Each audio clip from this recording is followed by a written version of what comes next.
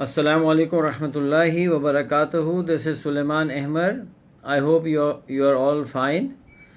So we are going to start today, inshallah, and hopefully we'll be done by 10 o'clock.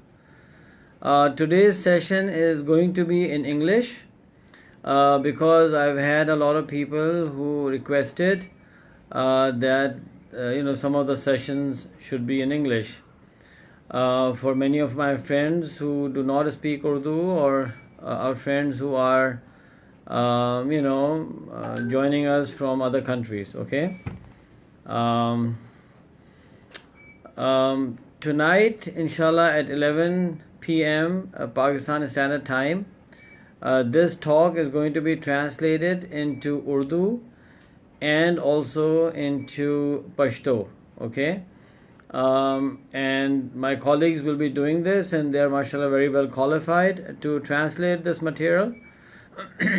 So, and their links actually I've already shared with you in an earlier post. So you can go to that post on Facebook, and you can connect to these individuals, inshallah.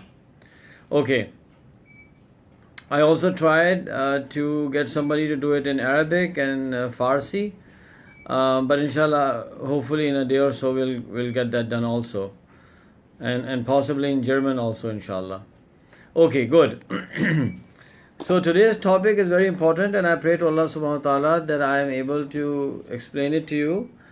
And like I had said earlier, if you have any questions, you can send me a WhatsApp message, and I will try to get back to you on those questions. Or maybe or share the answers in upcoming talks, inshallah. My WhatsApp number is 0092 333 229 3100. Okay. For many people who do not know me, I'm going to quickly introduce myself. My name is Suleman Ahmer, and I actually did my bachelor's in electrical engineering and psychology from the University of Nebraska in the US, and then I did research with the US Air Force and Navy on solid state physics / semiconductors. So I'm a scientist by training, and then I was blessed by Allah subhanahu wa ta'ala, and I got a chance to serve as a relief worker in 6 war zones, namely Bosnia, Chechnya, Croatia, Tajikistan, Azerbaijan, and Afghanistan. Then I actually went to Pakistan in 2002, set up a consulting and training firm by the name of Time Lenders, through which we do trainings, management trainings and consulting. And then I've set up recently an institution by the name of the Mostar Institute, where we do life coaching. Okay, so this is my introduction. Okay, now coming to the current crisis.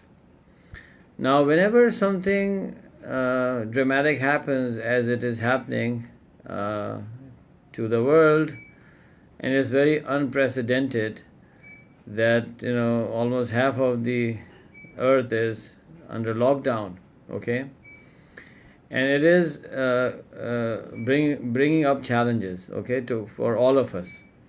On a commercial level, businesses are struggling. They have to make decisions. On a personal level, we have to make a lot of decisions.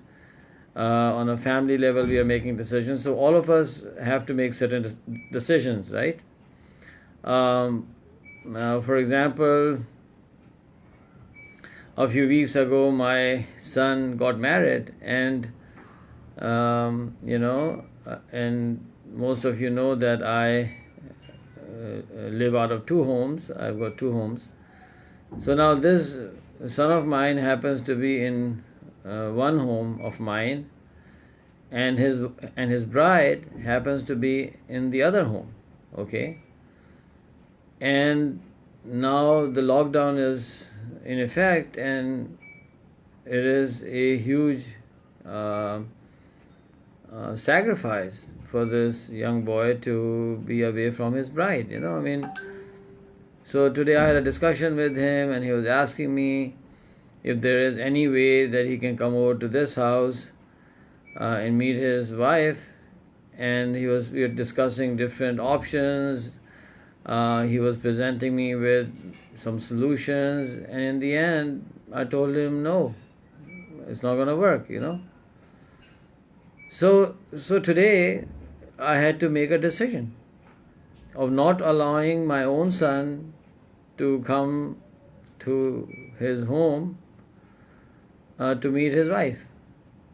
So it's just one example that we are facing a lot of challenges, okay? A lot of decision making is coming our way. Now the people who are going to make wiser, judicious decisions are people who are going to be more prone towards success. They're going to be, the chances of their success is going to be higher, and people who are going to make poor decisions are going to suffer, right? Now, how do we make decisions? How do we prioritize things in our life? How do we decide what is more important and less important? Yeah. For example, we were calculating all options, and we concluded that if he were to come over with all of his precautions, still there's going to be a 10 to maybe 10% risk, right, of us getting infected or us infecting him and so on. So he said that, Baba, I think we should be able to take that risk, right? It's only 10%. And I told him that yes, it is 10%, but is it worth it? Is it worth taking that risk? So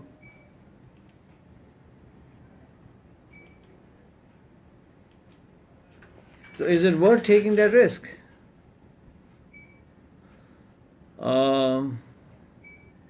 So I concluded, no, it's not worth taking the risk.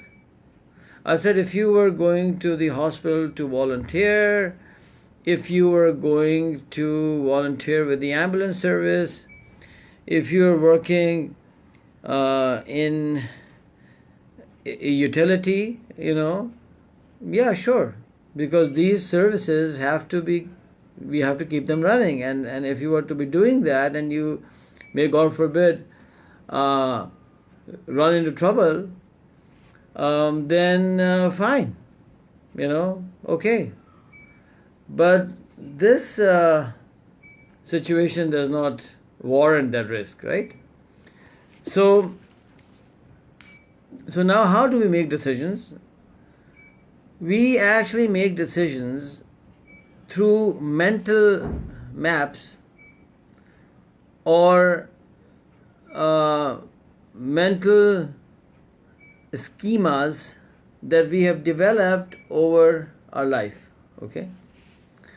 And everybody who makes decisions based on his mental schemas that have been developed before the situation arises.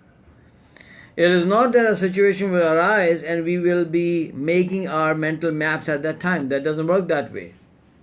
Okay? Now, some people develop very good or very refined mental maps to make decisions, and some people do not have that refined maps, okay? Because these maps are developed through our experiences in life. For example, our education, our training and grooming that we get out of our homes, our families, experiences, good mentors, good teachers, good books, following some frameworks of decision making, whatever, yeah. So we do not have time to discuss all the different types of things that we have.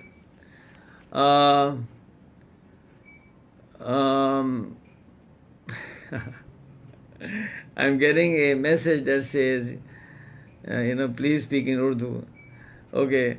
No, I will not be speaking in Urdu because I've said that earlier that this session is going to be in English. And for many of our friends who do not speak Urdu, but to pay homage and respect to Urdu, we are going to have a session at 11 p.m. inshallah in Urdu, and I have already shared that link with you. Okay? Good. So please do not get upset. Have patience, and and be happy. Okay. So we do not have time to discuss all the different frameworks or different mental models that we are using, but I would like to introduce a very elegant framework for decision making in regards to our different roles in life. Okay, now this is not comprehensive, this is not going to cover everything in our life, but at least this is going to cover our different roles in our life.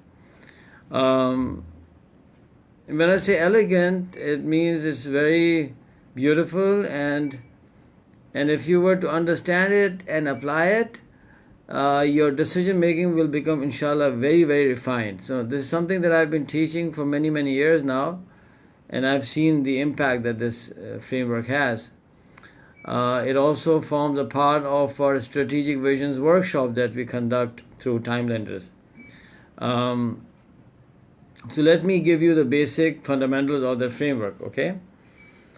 And then I'll be open for questions, but your questions should come to me through WhatsApp, okay? So the first thing is, and I recommend that you should have a pen and paper for this session. And I request you that whenever you would like to take something which is not humorous or light, then you should be sitting with your paper and pen, and you should be taking notes. Yeah. Okay. So let's see how this is going to unfold. The first thing is, okay, yeah, this framework that I'm going to be sharing with you is clearly an Islamic framework. Some very senior ulama have helped me develop it. So it is not something that I have developed. It is actually something that has always been there. They have helped me to bring it in a form that it can be shared in today's time. Basically, let's put it that way. So I'm not the author of this, and even in bringing it from the Islamic text to life, again, I've not done it alone. There are many, many people who have been instrumental in doing this. So I have to be very honest that please don't make a mistake of giving me the credit, okay? Now the point is, somebody said recently, one of I'm coaching somebody in Germany, okay? And he said something very interesting. He said, some of the things were Islamic and I was having difficulty relating to it. So my answer to this is, yeah, I'm getting another comment that my English is very poor. Yeah, literature is not my area, and so I'm an engineer. Okay, good. So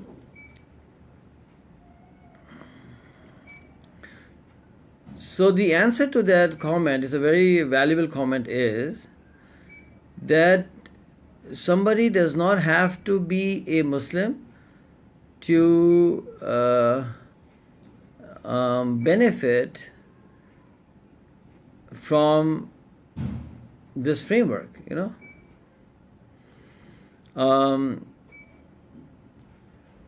just like people do not have to be Japanese to benefit from Toyota vehicles, yeah.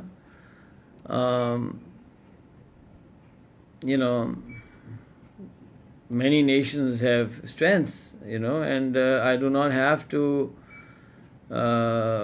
subscribe to everything of that nation to be able to benefit from something powerful in that nation, right? So a lot of my students actually are non-Muslims. I've trained over 75 nationalities, alhamdulillah.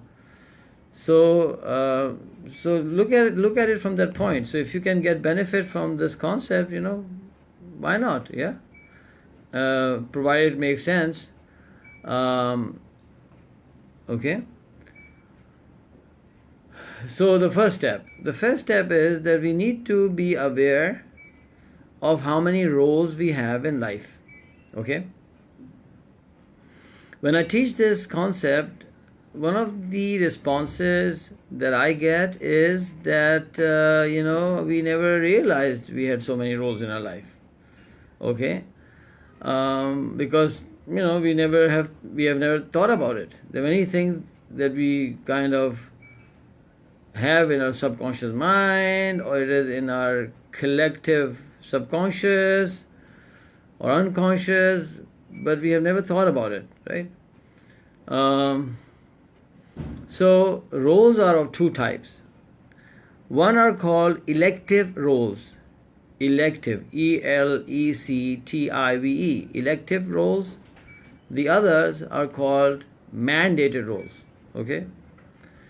Now, mandated roles are roles that your ideology does not permit you to drop under any conditions. And elective roles are roles that your ideology will permit you to drop under certain conditions. Okay? For example,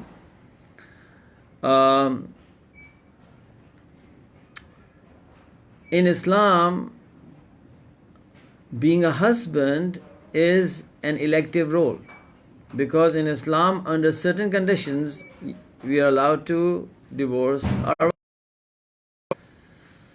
Some people say, "Oh wow, how is it that a husband is a less important role?" So the elective roles and mandated roles, this distinction is not based upon importance. This distinction is based upon whether we are allowed to drop those roles or not. So in Islam, husband is a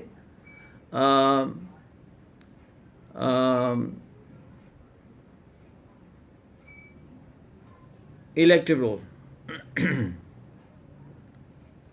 In Catholicism, as much as I know, because I have had many Catholics come to my session, in Catholicism you are not allowed to divorce. So it means that there's a Catholic making this distinction. They will say that a husband or being a wife in Catholicism is a mandated role. Okay. Similarly, being a father is in Islam a mandated role. If I have a son, he will remain my son, and I cannot drop it. I cannot forget that child. I cannot just disappear from his life. I just cannot do that. Yeah. Whatever happens, okay. There are certain rights, there are certain responsibilities that I have towards my son or my daughter. Yeah. So these are two classifications. So what I would like you to do is to start writing down, in your view, what are your mandated and elective roles. Let me give you like 2-3 minutes. Now what you should do is you should write down mandated roles and elective roles. Something like this on a piece of paper. Okay. And then 3-4 minutes, I'm going to pause. So 3-4 minutes, go ahead and please do start writing. Okay? Good. And after you do this exercise, then we'll proceed, inshallah.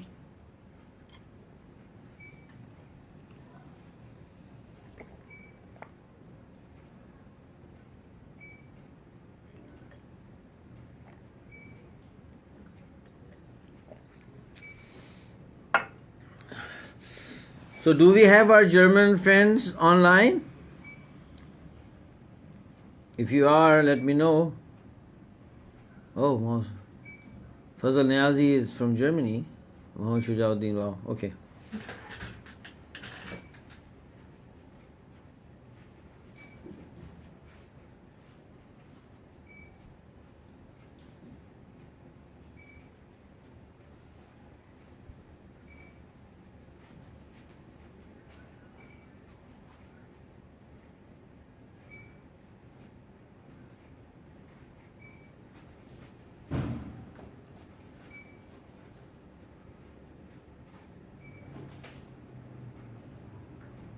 मैंने अपना number डाला, number ही डाला, मैंने कहा मेरा number है ये ना, तो आप नंबर ही टाइप किए। हाँ थैंक यू। आप फॉलो नहीं करेंगे? अच्छा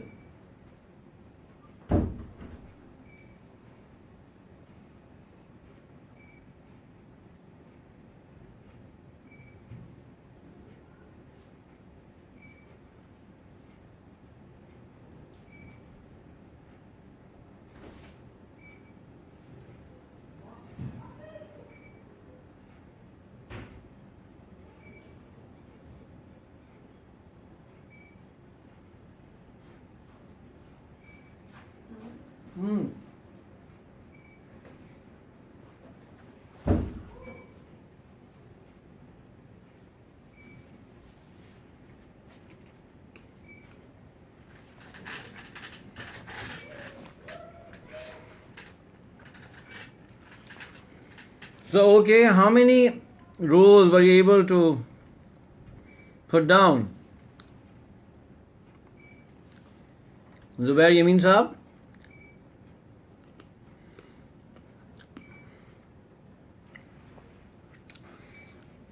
Okay, this is my right hand.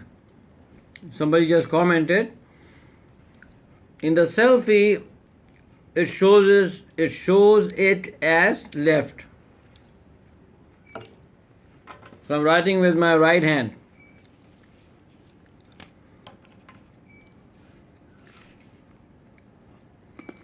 Okay, how many rows were you able to put down?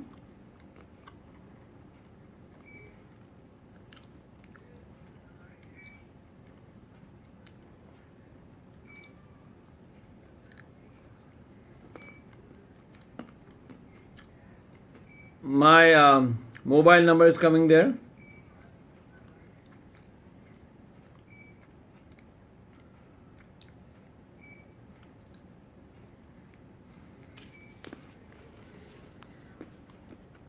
Okay. Now,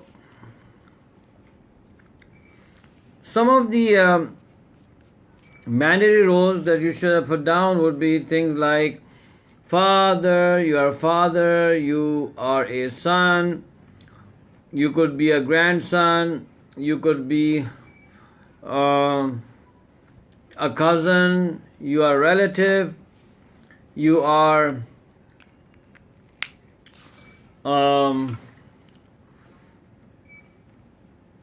you are a Muslim, yeah.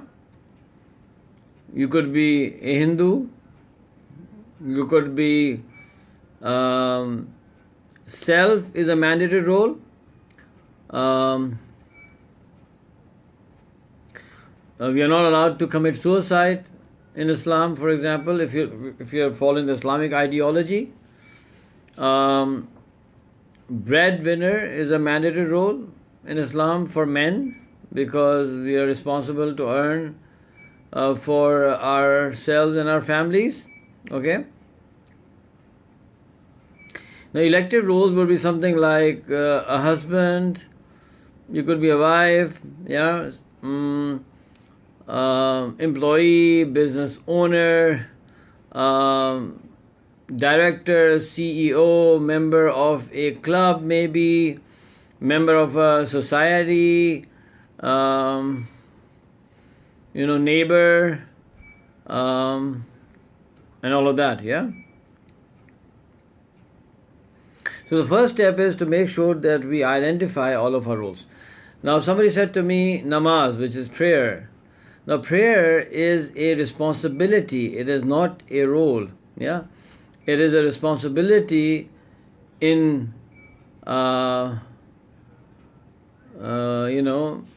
in one of the roles. Okay. Now we come to the second step.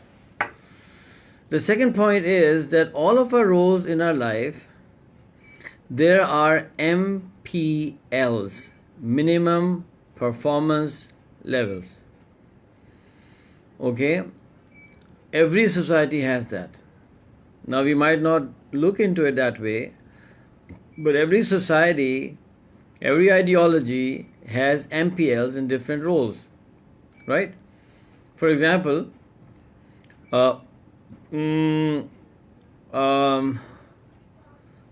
say US, right?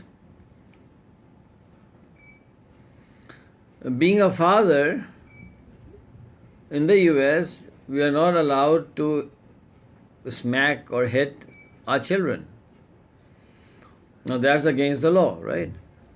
So if somebody were to hit his child, all the child needs to do is press 911 and all hell breaks loose, right?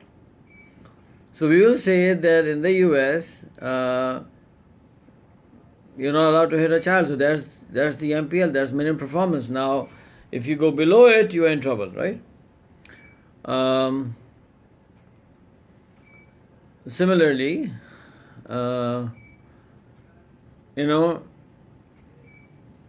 you can't just walk out in the street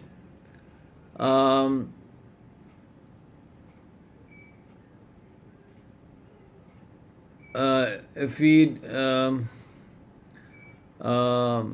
walk down the street, you cannot snatch somebody's purse or anything. That's an MPL, right? If you're driving, there are certain rules. You have to follow those rules, yeah, as a driver. Why am I saying this? It's because whether we like it or we don't like it, every society has certain MPLs, and based on these MPLs, there are certain rules and there are certain consequences if you go below those MPLs. Yeah? So every society has MPLs, okay? In all of the rules. Now, Islam, being an ideology, also defines the MPLs in all of the roles. And this is not rocket science. We can find that out. It's there. It's out there, right?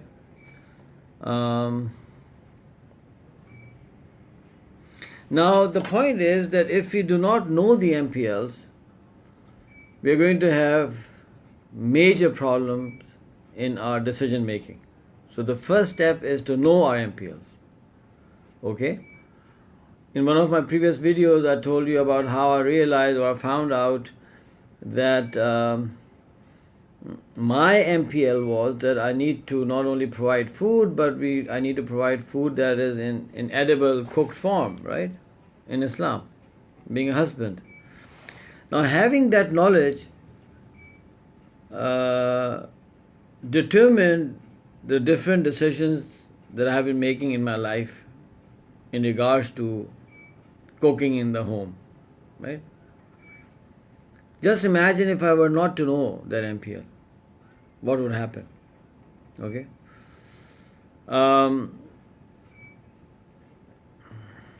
I'll give you an example. A very senior professor came to one of our trainings many years ago,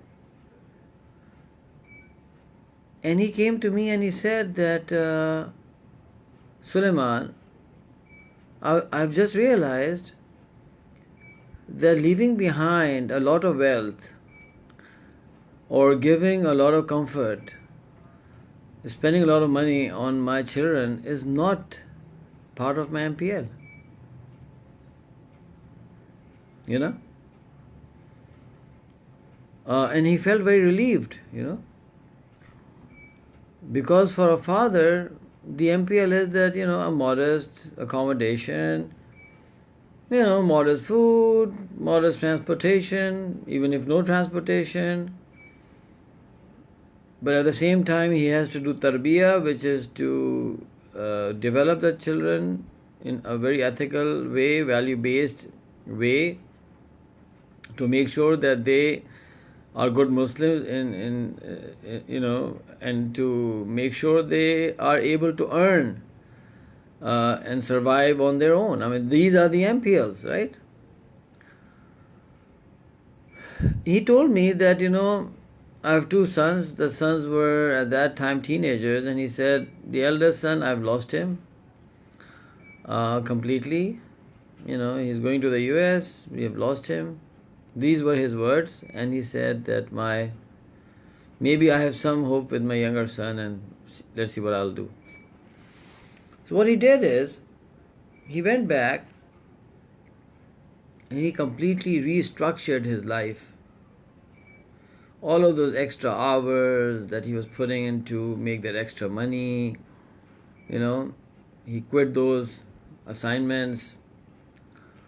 And he decided to give both of his sons, and the ages at that time were maybe 15 and 17, 1 hour of his time, 1 hour after Fajr, which is after the morning prayer.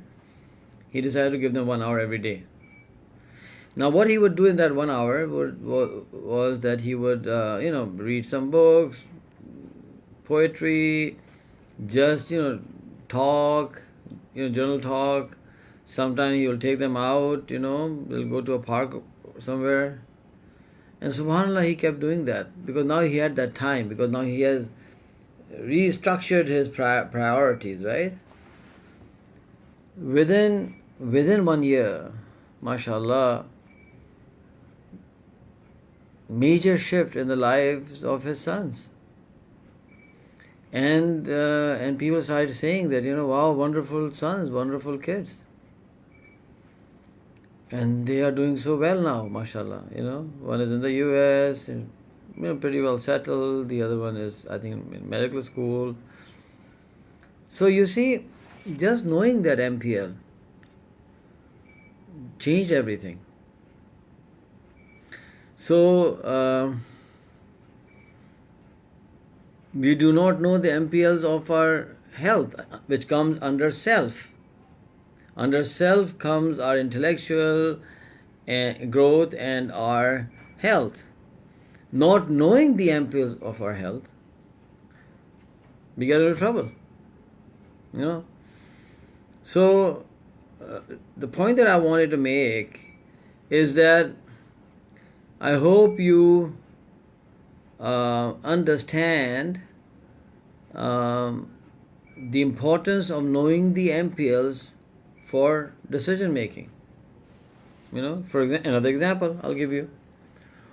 The MPL in a role of a son is that Allah subhanahu wa ta'ala says in the Quran that do not even say uff to your parents. Now, uff in Arabic is the least form of expression of displeasure, And Allah subhanahu wa ta'ala says in the Quran that,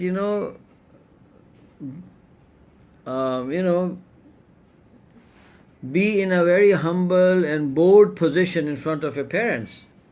Do not stand like that, yeah? That's the MPL. Now, knowing that MPL, do you realize how that's going to impact our relationship with our parents? How am I going to go and meet with them, and how am I going to interact with them? I personally know of many people whose parents sometimes, maybe justly or a lot of times unjustly, would scold them, and they would say very nasty things to them, and they will sometimes even physically hit them. But the sons or the daughters, understanding this MPL, would quietly bear that, would not respond. Subhanallah. Okay, now there are two issues. There's one issue, which is that now there are many ideologies and systems which are, which people are following. So you can have a system which actually gives you very sophisticated frameworks for determining roles and MPLs and so on, and some could be very, very poor, right? And sometimes society may not give us very powerful concepts for MPLs, and hence we can be in trouble. For example, marriages in Pakistan, there's certain societal norms which are not very wise. For example, in the south of Pakistan and Punjab also, girls are required to give a dowry, give some money as part of the marriage. Now that has created a huge issue. Girls who are not well off are not able to marry, whereas in Islam that's not an issue. So on and so forth. Now you can actually go back to your own system, society, and see what MPLs are not really, they don't make sense. Yeah, they're not wise.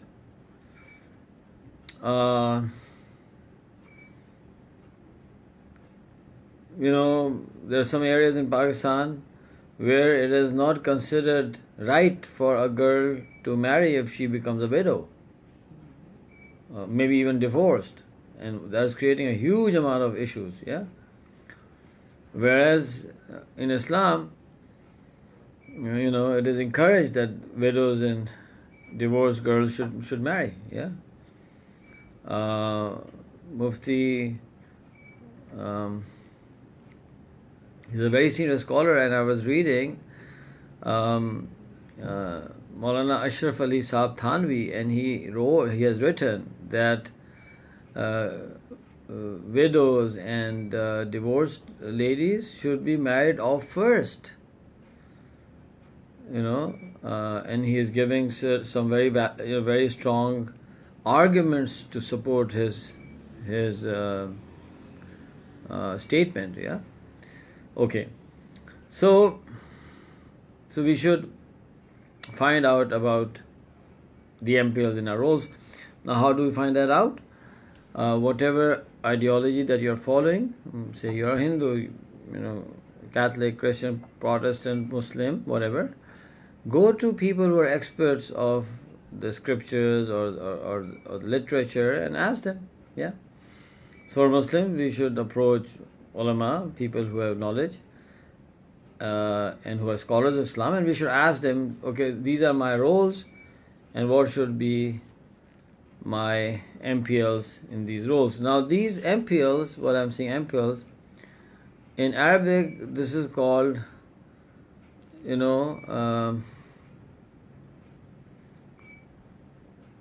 faraiz, my responsibilities, hukuk and faraiz, my responsibilities, right? So I'm going to show this through a diagram that suppose we have a role here and we have performance. I hope it's not flipped, maybe. If it is, I apologize. That this is the role, this is the performance, and there's a line here. Okay? Now that line here, this is called MPL.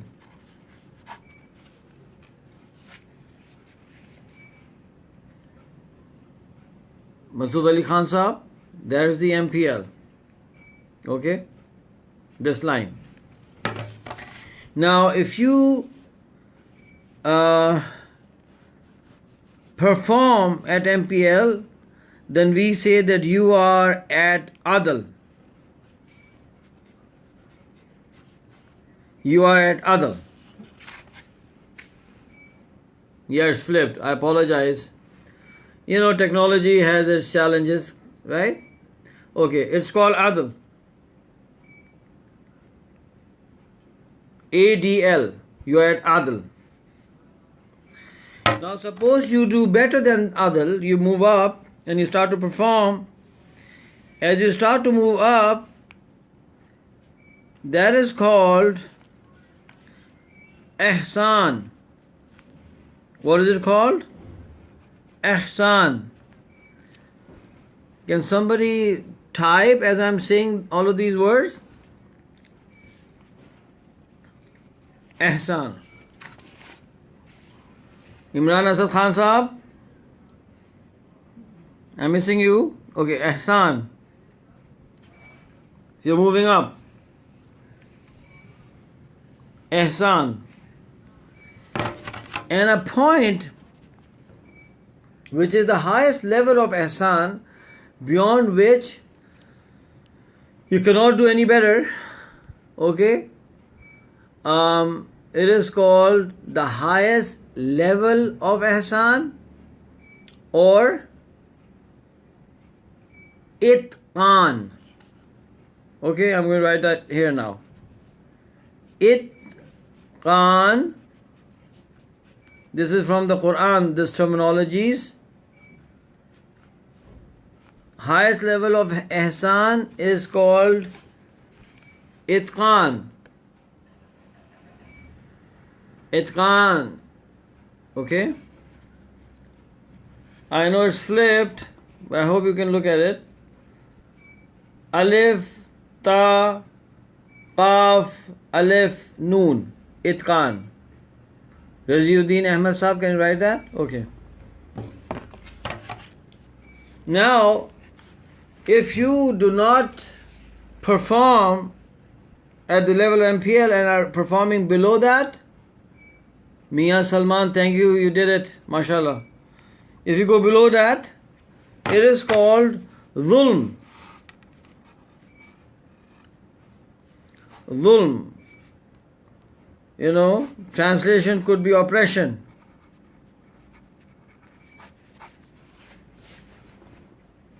Oppression, zulm.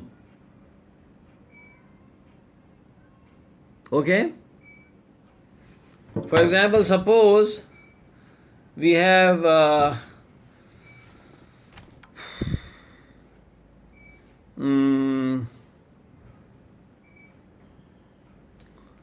mashallah, Muhammad Abdullah Ar-Ra'i. Wow. Suppose this Muhammad Abdullah, he's walking down the street and somebody punches him. May God forbid. May Allah forbid. And if he, measures and hits him with the same force, around the same force. So which point is he at? Okay, come on, can you quickly give me an answer? Which point is he at?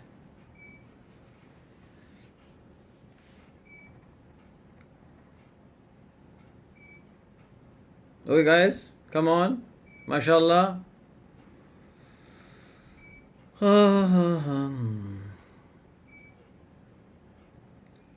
He is at what? Adl, mashallah, Kashif Hayat Saab, Mia Salman Saab. He is at Adl. Now suppose he hits him, but he hits him mildly. Where is he at? Fabian? Where is he at? Okay. He hits him, but hits him mildly.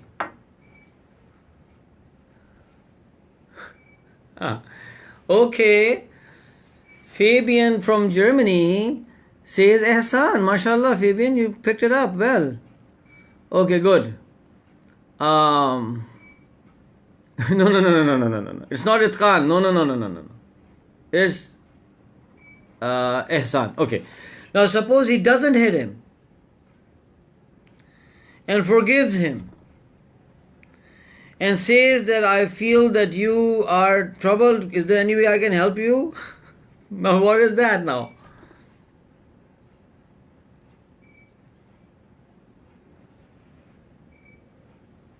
What's that? That's itqan. Yeah. Okay. Now this Mr. Al-Rai does not hit him once, but he hits him twice. What is that? Patrick, are you with us? Fabian's brother Patrick from Germany, are you with us?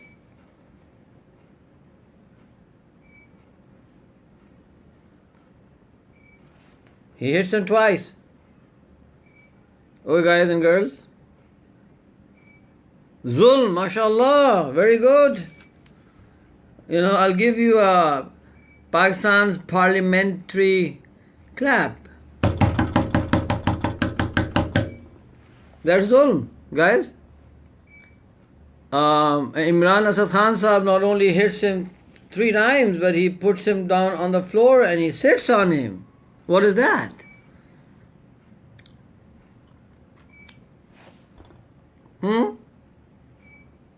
What is that? That's extreme zulm, right? That's extreme zulm. Okay, good. So Alhamdulillah, we have understood the first important element of the framework, which is this diagram. Okay, we have roles. Every role has MPL, and we need to find those MPLs. And the experts, the religious scholars, if you're following a religious ideology, you know, and if you're following maybe a country's laws, whatever, so maybe a good lawyer will let us know. Zulmun Shadid, Mian Salman says, yeah. So they will let us know what are the MPLs. Okay? So we need to find this out. Then we need to know that there is something called zulm, there is something called ihsan, and there is something called itqan. Okay? It goes without saying that all of us should be struggling towards itqan, you know, because Allah subhanahu wa ta'ala likes that. There's a hadith of the Prophet ﷺ which says that إِذَا عَمِلْتَ فَأَتْقِنْ. The Prophet ﷺ said, whenever you want to do something, if you want to do something, do it with itqan, do it with the best of your resources. Because it makes sense. You know, suppose I have an employee, and I give him a task, and he does it in a beautiful fashion. I would love it. Similarly, Allah subhanahu wa ta'ala loves His slave, His abd, who does things in a very good manner. You know, somebody is driving a vehicle and he's driving it very carefully with ihsan and itqan, he's giving the indicators, he's following the rules and regulations. Everybody watching that person will appreciate that. Okay? So, of course, we should be aiming for itqan. Yeah? Nobody likes people who operate on the bare minimum. Now, the bare minimum is there to let us understand what happens if you go below. But it's not recommended that we should be there, but we should be trying to do, inshallah, better, right? If in a class you fail at 40% marks, so there's no big deal to be at 41%. you know, it's no big deal. We should aim for higher, right? Yeah, I just got a comment that Brother Junaid Jamshed had that habit. Now, since I did not know him personally, but a little bit that I do know of him, I would agree with that. Yeah. The music he used to create before he became religious, and after that, the thing that he was doing, mashallah, it reflected that. Yeah. Okay. So that's step number 1. Now we go to the next step. The next step is that whenever there is a crisis like what we are facing right now, suddenly there will be a requirement to reshuffle our resources in light of that crisis. Your life is going to change. For example, I've served in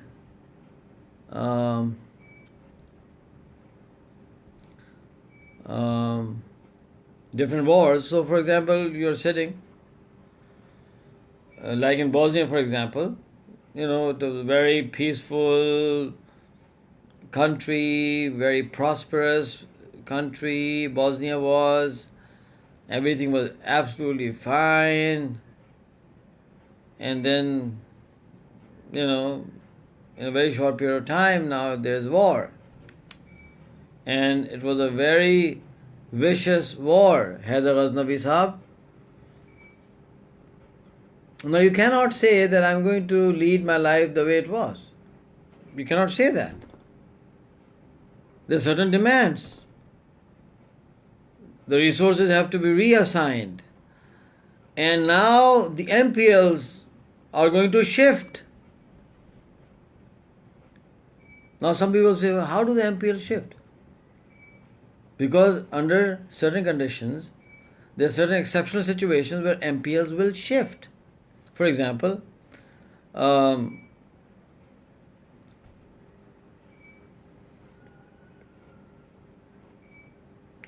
when you have to pray standing up, right? I told you 2-3 weeks ago, I fell on the stairs and I hurt my back and I was in pain, subhanallah. So in that situation, now the MPL will shift. Another way to articulate it is that the MPL stays there, but now you have an exception, which means that now I am allowed by Allah subhanahu wa ta'ala to pray sitting down. I'm giving one example. So of course in Bosnia now you have a very different situation. Bosnia did not have a proper military before the war started, because Bosnia was a province of Yugoslavia. Now you have the Yugoslav army. You do not have a Bosnian army.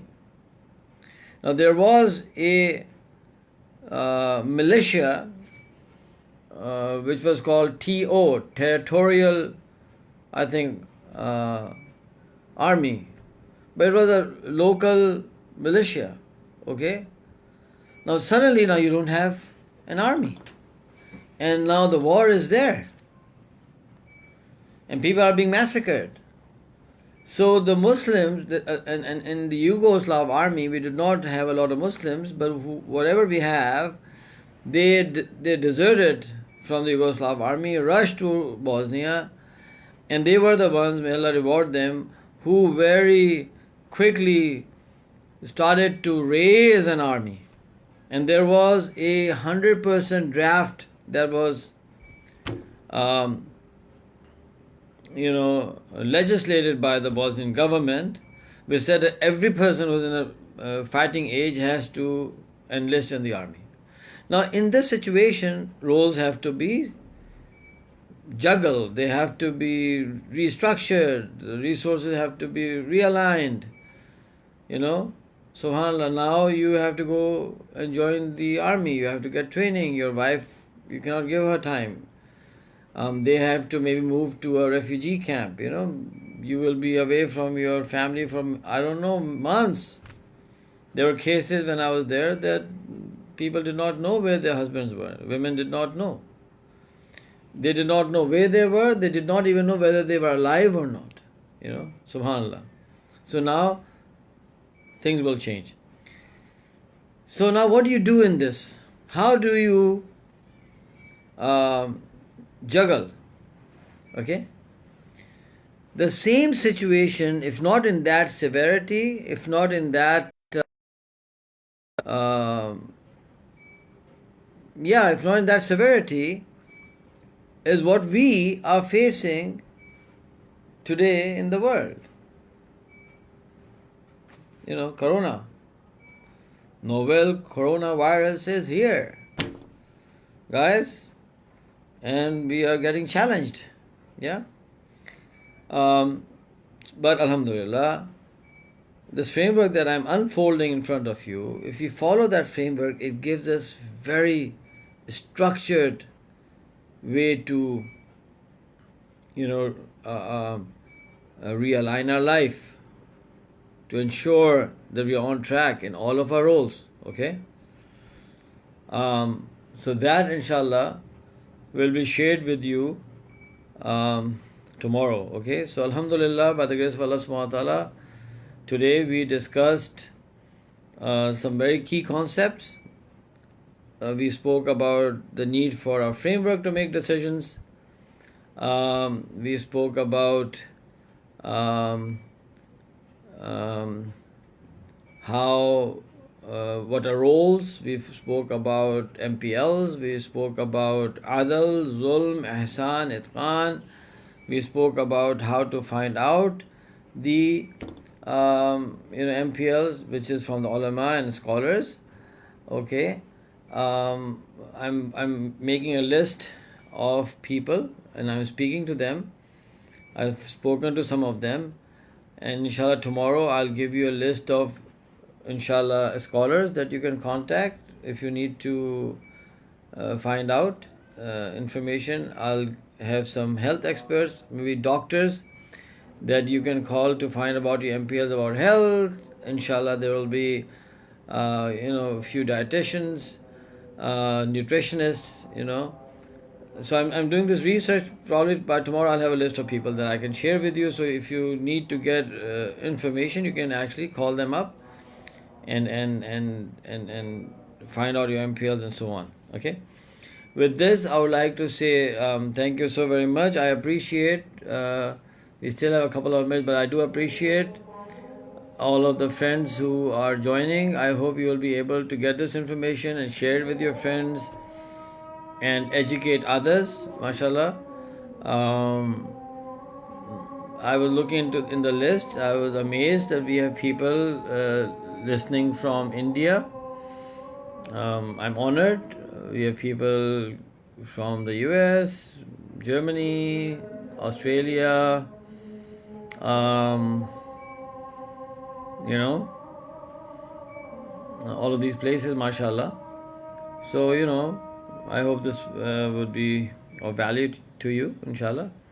At 11 p.m., our Urdu translation will start, and mashallah, Mr. Faizan is phenomenal. Mashallah, mashallah. He is... Kashif Hayat is from Canada. Okay. Hello, Canadian. Okay, mashallah. So Faizan is very good. He has been with us for many years. He understands the concepts very well.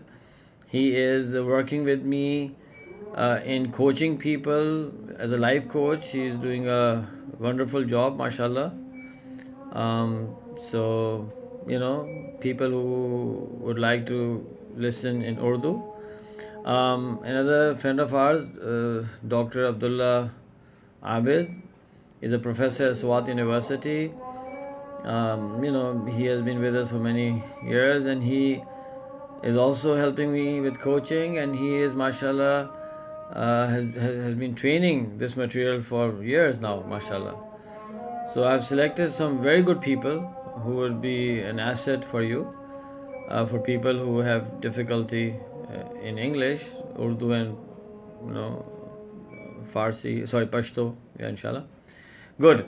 So thank you so very much, guys and sisters. We'll see you inshallah tomorrow, same time, and then we'll try to wrap up this topic inshallah. Assalamu alaikum wa rahmatullahi wa barakatuh. Jazakallah khair. I appreciate your du'as and prayers. Okay. Thank you so very much. Assalamu alaikum wa rahmatullahi wa barakatuh.